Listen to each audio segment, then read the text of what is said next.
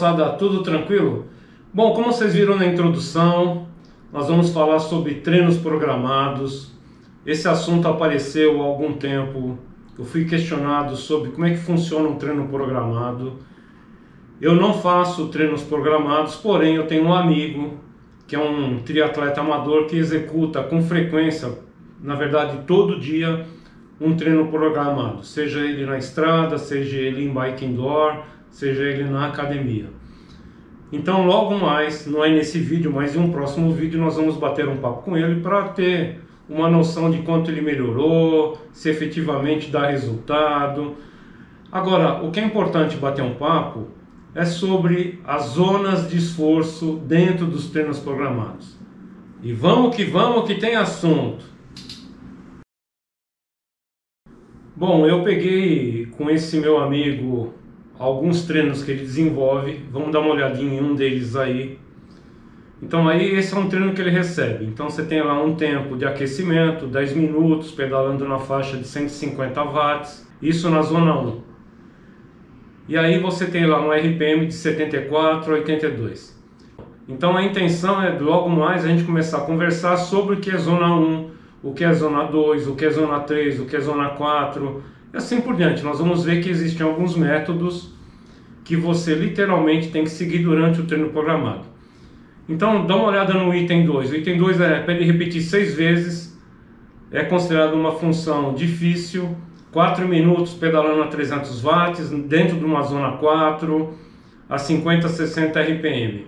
Nesse outro aí também você tem um tempo de warm-up, um tempo de aquecimento, que fica na zona 1, e aí depois você vai fazer 20 vezes um treino difícil, que é, por exemplo, pedalar 30 segundos com 435 watts, e aí estaria na zona 6, e nesse treino você tem que estar pedalando com 74 a 82 rotações por minuto. E depois vem uma parte mais fácil, onde você recupera, que são 2 minutos a 120 watts. Então, o importante é que esse treino programado ele fala muito em zonas.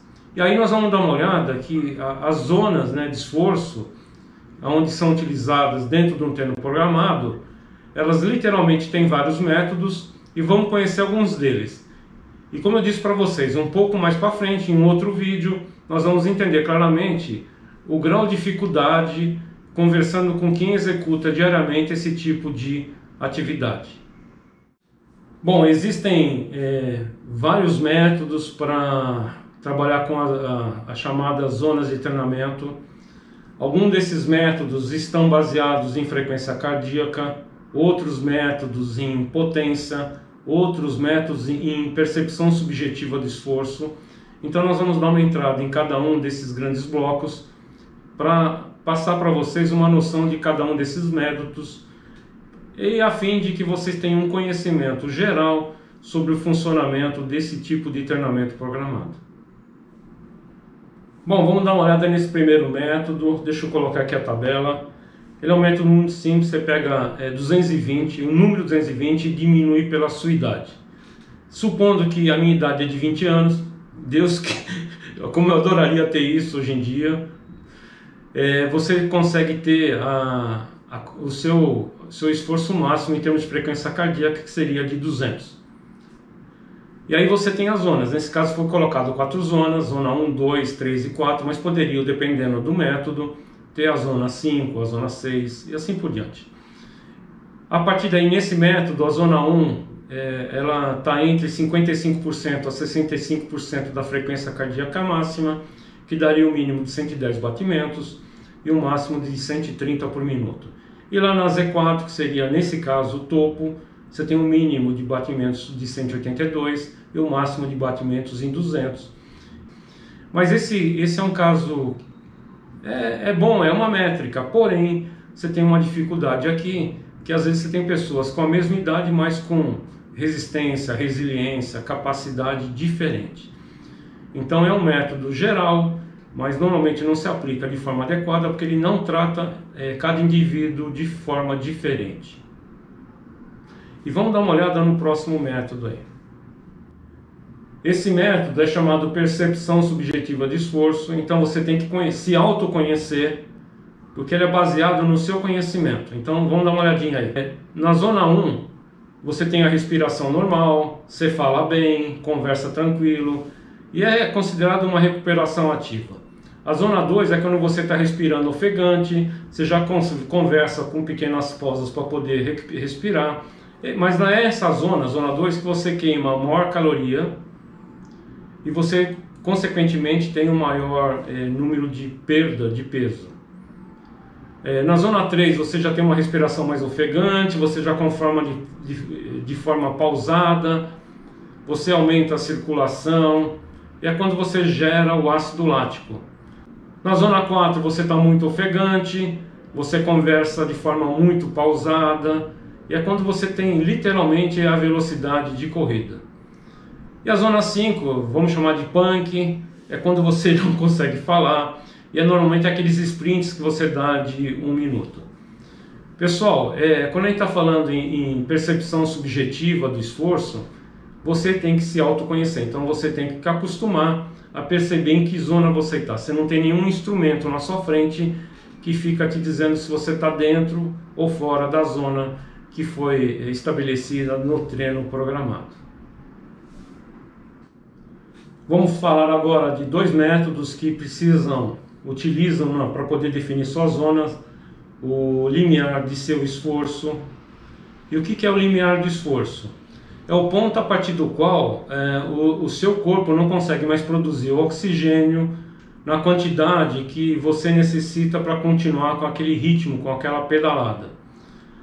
Quando isso acontece, você chegou no seu limite. E esse limite é muito importante, porque a partir de agora nós vamos ver que esses 2 métodos vão utilizar esse limite para poder definir as zonas. O primeiro método é a frequência cardíaca média e o segundo é a potência média. Então vamos dar uma olhada em cada um deles, que é baseado no limiar de esforço. Falando agora de frequência cardíaca média, como é que vai funcionar o esquema de você poder saber qual que é a sua frequência cardíaca em termos de limite? Primeiro, você vai ter que ficar descansado. Você tem 2 opções: você ficar descansado 72 horas de forma ativa, ou seja, você faz atividade física, mas de forma muito tranquila, ou então você vai para o radical, que é ficar um dia em descanso total, não faz nada em termos de atividade.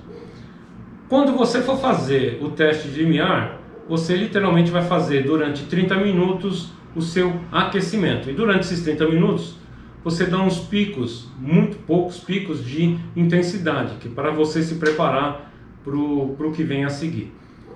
Bom, agora entra na fase de literalmente identificar o seu limiar de esforço. Você vai pedalar durante 20 minutos na maior distância possível, mas durante esses 20 minutos você tem que manter o mesmo nível de pedalada. Não pode ser algo intenso 1 hora, depois descansa, não. Você tem que manter o mesmo padrão de esforço. E durante esse tempo todo, pessoal, para quem pedala em estrada, não adianta fazer subida, fazer descida, então é procurar um ambiente em reta para poder manter o mesmo padrão. Para quem está em academia ou em bike indoor, tá tranquilo, ali não tem jeito, não tem subida, não tem descida, mas o importante é manter a estabilidade. E o outro ponto fundamental é que você não pode chegar depois desses 20 minutos, tá exausto. Você precisa estar cansado, porém não exausto. A partir daí você pega a média da frequência cardíaca nesses 20 minutos, então você tem que ter algum equipamento que vá coletando a sua frequência cardíaca ao longo dos 20 minutos e depois te dá a média. E é a partir dessa média que você começa a criar as chamadas zonas de esforço, as zonas de treinamento. Então nesse caso aí você teria, por exemplo, a zona 1 é 80% da frequência cardíaca média. E aí você tem lá no limite, que é a Z5, aonde você utiliza acima dos 100% da frequência cardíaca média. Então aí, moçada, esse método vai depender do tipo que a assessoria usa, porque pode ter métodos aí que vão até Z7, vai variar muito do método utilizado pela assessoria ou por aquela pessoa que está cuidando do seu treinamento. Agora, o importante é assim, esse método ele individualiza a pessoa, então você tem a sua medição, uma outra pessoa com a sua mesma idade tem outra medição.